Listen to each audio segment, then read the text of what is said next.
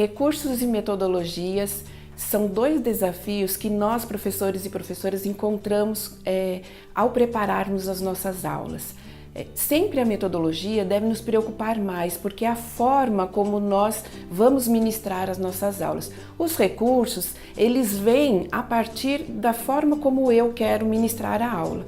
Então, hoje eu gostaria de falar um pouquinho para vocês sobre métodos de estudo da Bíblia.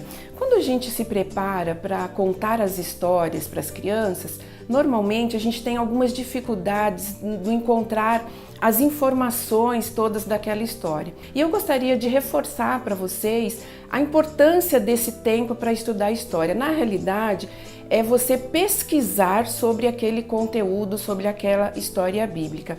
E aí, na nossa revista agora, na revista que nós estamos lançando, para quem gosta de história, que é uma edição sobre o Antigo Testamento, nós mudamos um pouquinho a estrutura da revista, pensando nessa metodologia para você contar a história, ou seja, pensando também nessa metodologia de estudo dos textos bíblicos.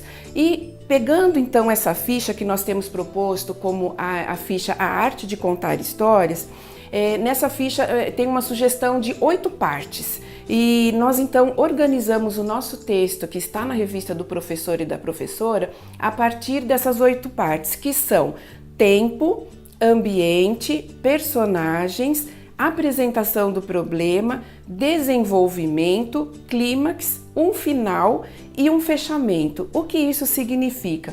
Quando você pega um texto bíblico, você pode olhar para esse pedacinho, para esse trecho bíblico que você escolheu, da história bíblica que você vai contar, e encaixar nessas partes aqui. Então, olha para o texto e pergunta: em que tempo isso aconteceu?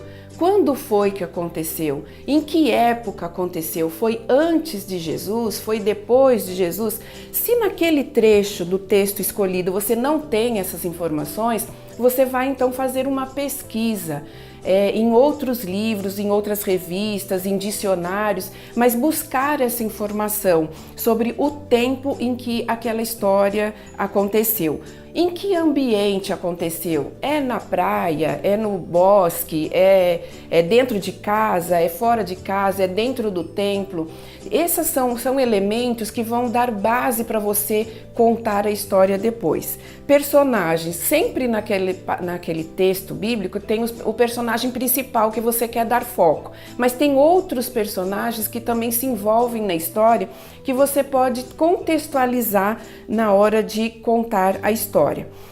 Toda história tem um problema, e aqui eu quero fazer um parênteses que problema não necessariamente seja aquele problema onde a gente tem até medo de falar sobre a situação, mas tem um conflito, tem uma situação. As histórias sempre giram em torno desses conflitos, que são conflitos às vezes grandes, né? E às vezes são conflitos do dia a dia mesmo de nós, seres humanos. Então, a história, você localizar qual é o problema, o que é que está acontecendo que está gerando conflito nas relações, por exemplo, entre esses personagens.